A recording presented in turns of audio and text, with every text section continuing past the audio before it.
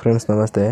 ನೀವು SSP ಸ್ಕಾಲರ್ಶಿಪ್ಗೆ ಅರ್ಜಿ ಹಾಕಲು ಹೋದಾಗ ನಿಮಗೆ ಅಲ್ಲಿ ಖಾತೆಯನ್ನು ಸೃಜಿಸಿ ಅಂತ ಒಂದು ಲಾಸ್ಟ್ ಹಂತ ಬರುತ್ತೆ. ಆ ಹಂತದಲ್ಲಿ ನಿಮಗೆ ಪಾಸ್ವರ್ಡ್ ಕೊಟ್ಟರೆ ಪಾಸ್ವರ್ಡ್ ತಗೊಳ್ಳೋದಿಲ್ಲ. ಯಾಕಂದರೆ ಅಲ್ಲಿ ಪಾಸ್ವರ್ಡನ್ನು ಆಲ್ಫಾಬೆಟಿಕಲಿ ಒಂದು ಮಿಕ್ಸಲ್ಲಿ ಪಾಸ್ವರ್ಡನ್ನು ಸ್ಟ್ರಾಂಗಾಗಿ ಕೊಡಬೇಕಾಗುತ್ತೆ. ನೀವು ಯಾವುದೇ ರೀತಿ ಪಾಸ್ವರ್ಡ್ ಕೊಟ್ಟಿರೋದು ತಗೊಳ್ಳೋದಿಲ್ಲ. ಈ ವಿಡಿಯೋದಲ್ಲಿ ಯಾವ ರೀತಿ ಪಾಸ್ವರ್ಡನ್ನು ಹಾಕ್ಬೇಕು ಅಂತ ನಾನು ನಿಮಗೆ ತಿಳಿಸ್ಕೊಡ್ತೀನಿ. ಮೊದಲು ನೀವು ಏನು ಮಾಡಬೇಕಪ್ಪ ಅಂದರೆ ಗೂಗಲಲ್ಲಿ SSP ಅಂತ ಟೈಪ್ ಮಾಡಬೇಕಾಗುತ್ತೆ.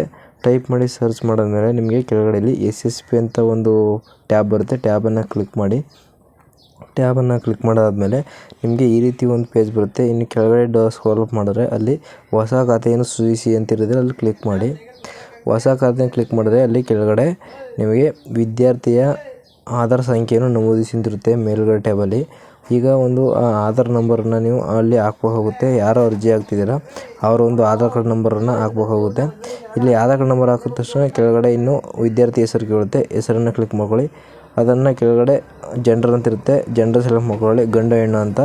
ನೇಮು ಆಧಾರ್ ಕಾರ್ಡ್ ಇರುತ್ತೆ ಅದೇ ನೇಮ್ ಕೊಟ್ಕೊಳ್ಳಿ. ಕೆಳಗಡೆ ಕ್ಯಾಪ್ಚಾ ಏನಿರುತ್ತೆ ಅದೇ ಥರ ಮೇಲೆ ಕ್ಯಾಪ್ಚಾ ಕೊಡಿ. ಅಲ್ಲಿ ಟಿಕ್ ಮಾರ್ಕ್ ಕೊಡಿ. ಮುಂದುವರಿಸಿ ಅಂತ ಇರುತ್ತೆ, ಕ್ಲಿಕ್ ಮಾಡ್ಕೊಳ್ಳಿ. ಕ್ಲಿಕ್ ಮಾಡಿದ ತಕ್ಷಣ ನಿಮಗೆ ರೇಷನ್ ಕಾರ್ಡಲ್ಲಿ ಏನು ವಿವರ ಇದೆ ಬರುತ್ತೆ.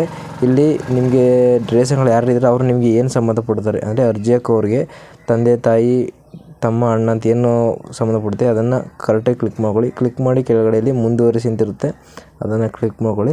ಕ್ಲಿಕ್ ಮಾಡಿದ ನಂತರ ನಿಮಗೆ ಇಲ್ಲಿ ನಿಮ್ಮ ಮೊಬೈಲ್ ನಂಬರ್ ಮತ್ತು ಇಮೇಲ್ ಐ ಡಿ ಕೇಳುತ್ತೆ. ಇಮೇಲ್ ಐ ಡಿ ಮ್ಯಾಂಡೇಟ್ರಿ ಏನು ಬೇಕಾಗಿಲ್ಲ. ಮೊಬೈಲ್ ನಂಬರನ್ನು ನೀವು ಹಾಕಲೇಬೇಕಾಗುತ್ತೆ. ಮೊಬೈಲ್ ನಂಬರನ್ನು ಹಾಕಿ ಇನ್ನೂ ಕೆಳಗಡೆ ಸಲ್ಲಿಸಿ ಅಂತಿರುತ್ತೆ, ಅದನ್ನು ಕ್ಲಿಕ್ ಮಾಡ್ಕೊಳ್ಳಿ. ಕೊಟ್ಟಂಥ ಮೊಬೈಲ್ ನಂಬರ್ಗೆ ಒಂದು OTP ಹೋಗುತ್ತೆ, 4 ಅಂಕೆ OTP. ಆ 4 ಅಂಕೆ OTPಯನ್ನು ಇಲ್ಲಿ ಎಂಟರ್ ಮಾಡಬೇಕಾಗುತ್ತೆ. ಎಂಟರ್ ಮಾಡಿದ ನಂತರ ನೀವು ಕೆಳಗಡೆ ಇಲ್ಲಿ ಸಲ್ಲಿಸಿ ಅಂತಿರುತ್ತೆ, ಸಲ್ಲಿಸಿ ಅನ್ನೋದನ್ನು ಕ್ಲಿಕ್ ಮಾಡ್ಕೊಳ್ಳಿ. ಕ್ಲಿಕ್ ಮಾಡಿದ ನಂತರ ಇಲ್ಲಿ ಲಾಸ್ಟ್ ಸ್ಟೆಪ್ಪು ನ್ಯೂ ಕೊನೆಯ ಹಂತದಲ್ಲಿ ನಿಮಗೆ ನ್ಯೂ ಪಾಸ್ವರ್ಡ್ ಅಂತ ಕೇಳುತ್ತೆ. ಇಲ್ಲಿ ಪಾಸ್ವರ್ಡ್ ಕೊಡಬೇಕಾದ್ರೆ ಇಲ್ಲಿ ಮೇಲ್ಗಡೆ ಕೊಟ್ಟಿರ್ತೀನಿ ಎಕ್ಸಾಂಪಲ್ಲು.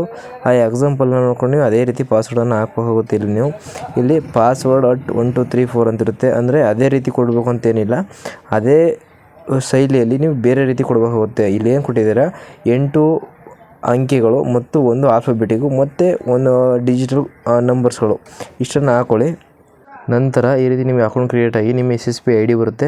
ID ಬಂದ ನಂತರ ಅದು ನಿಮ್ಮ ಮೊಬೈಲ್ಗೂ ಮೆಸೇಜ್ ಬರುತ್ತೆ. ಮೆಸೇಜ್ ಬಂದ ನಂತರ ನೀವು ಅಕೌಂಟ್ನ ಲಾಗಿನ್ ಮಾಡ್ಬೋದು. ಏನಾದರೂ ಡೌಟ್ ಇದ್ದರೆ ಕಮೆಂಟಲ್ಲಿ ಕಮೆಂಟ್ ಮಾಡಿ. Thank you.